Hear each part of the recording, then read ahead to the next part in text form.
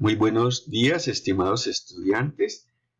Habla el profesor Edgar Giovanni Corzo Gómez y vamos a mirar este material relacionado con la práctica de paredes torácicas. Lo primero es lo relacionado con el componente óseo. En la parte anterior del tórax se ubica el esternón.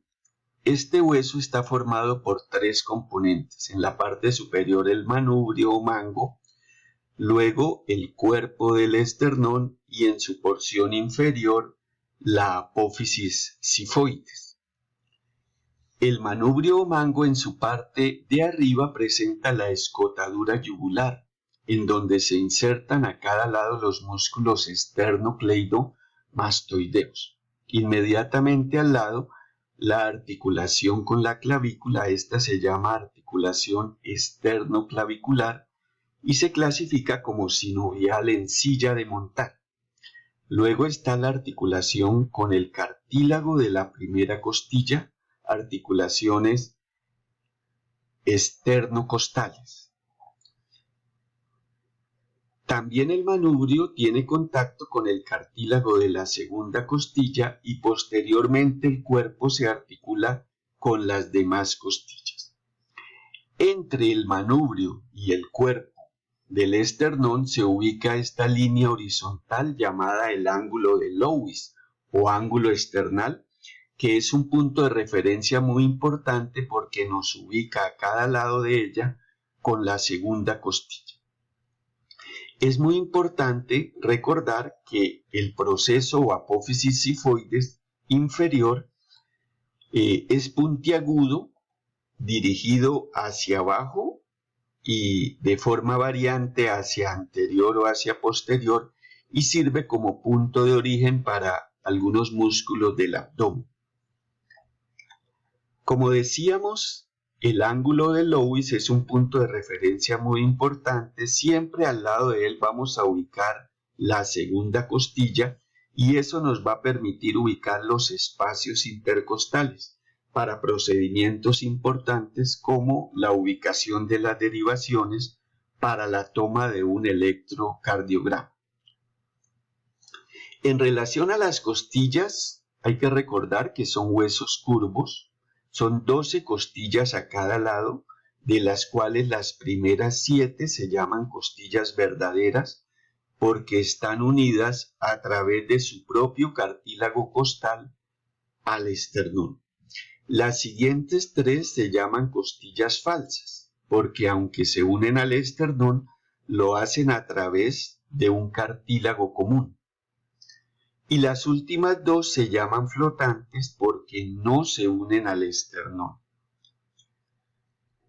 Cada costilla se une al esternón a través de los cartílagos y estos cartílagos permiten la expansión de la caja torácica. Esta es la parte posterior, esta es la parte anterior, aquí se une al esternón. En esta porción que se llama la cabeza de la costilla hay 2 carillas articulares que permiten la articulación con las vértebras torácicas. Luego está el cuello de la costilla, el ángulo donde cambia de dirección y el cuerpo. Este es el tubérculo costal que permite su articulación con el proceso transverso de cada vértebra. Es muy importante reconocer la porción inferior de la costilla porque en ella hay un canal y en ese canal se ubica el paquete vasculonervioso intercostal. Aquí vemos la articulación del tubérculo costal con el proceso transverso. Se llama articulación costo-transversa, y aquí la articulación de la cabeza con el cuerpo que se llama articulación costo-vertebral, ambas sinoviales planas. Como decíamos, en la porción inferior de cada costilla se ubica este paquete vasculonervioso que lleva la arteria, la vena y el nervio intercostal,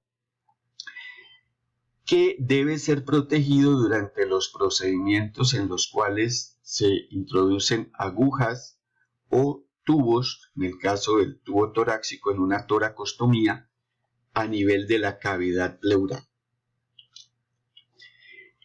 Entre una costilla y otra se ubica el espacio intercostal. En este espacio encontramos los músculos intercostales. Más superficial el intercostal externo, debajo de él el intercostal interno y luego el intercostal íntimo. Entre el intercostal interno y el íntimo es que se ubica el paquete vasculonervioso. Los intercostales externos elevan las costillas durante la inspiración, mientras los intercostales internos e íntimos descienden las costillas durante la expiración.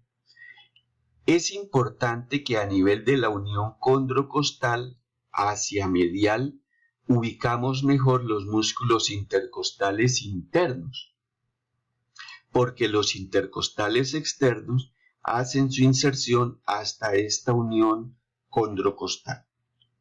Aquí tenemos los intercostales externos, los intercostales internos y, como les decía, a partir de esta unión condrocostal se observan mejor los intercostales internos. Vemos que durante la acción de inspiración el diafragma va a descender en proceso activo y con él lo hacen las vísceras abdominales como el hígado en este lugar. Muy bien, en estos espacios encontramos los nervios intercostales. Estos nervios corresponden a los nervios torácicos que hacen su recorrido de forma independiente. Ellos no se unen formando plexos. A veces el recorrido de estos nervios tiene la presencia de alguna enfermedad viral, como el caso del herpes zóster, denominado popularmente culebrilla, precisamente porque el virus hace su recorrido sobre el recorrido del nervio en ese sentido lineal. También en estos espacios están las arterias intercostales. Hay intercostales anteriores e intercostales posteriores. Las arterias intercostales anteriores se originan de la arteria torácica interna, inicialmente una rama de la subclavia. Esta arteria torácica interna da las primeras 6 arterias intercostales anteriores y a nivel del sexto espacio ella se divide en 2 ramas. Una arteria musculofrénica que se ubica en el reborde costal y una arteria epigástrica superior que desciende por el abdomen. Aquí vemos la arteria musculofrénica y la arteria epigástrica superior. La arteria musculofrénica se encarga de dar las arterias intercostales de la séptima hasta la 11 e incluso la última, que recibe el nombre de arteria subcostal. Las arterias intercostales posteriores, a partir de la tercera, se van a originar de la aorta torácica, pero las primeras 3 surgen del tronco costocervical que se desprende de la arteria subclavia. También en el espacio intercostal encontramos las venas intercostales. Estas venas intercostales en la parte anterior van a drenar hacia la vena mamaria interna o torácica interna y en su parte posterior lo van a hacer hacia el sistema ácigos. Aquí vemos una de las venas ácigos acompañada del conducto linfático torácico. Recordemos que este conducto sube desde el abdomen con gran parte del contenido linfático que se recoge del abdomen, cavidad pélvica y miembros inferiores. El sistema ácigos está conformado en el lado derecho por la vena ácigos mayor y en el lado izquierdo arriba por la vena hemiácigos accesoria y abajo por la vena hemiácigos. Aquí van a drenar en el lado izquierdo las venas intercostales izquierdas y posteriormente este sistema de la izquierda pasa a la derecha y se une a la vena ácigos, la cual va a desembocar en la vena cava superior. Bueno, muchas gracias. Esto es parte del componente de la caja torácica que revisaremos con otros elementos más adelante. Un cordial saludo.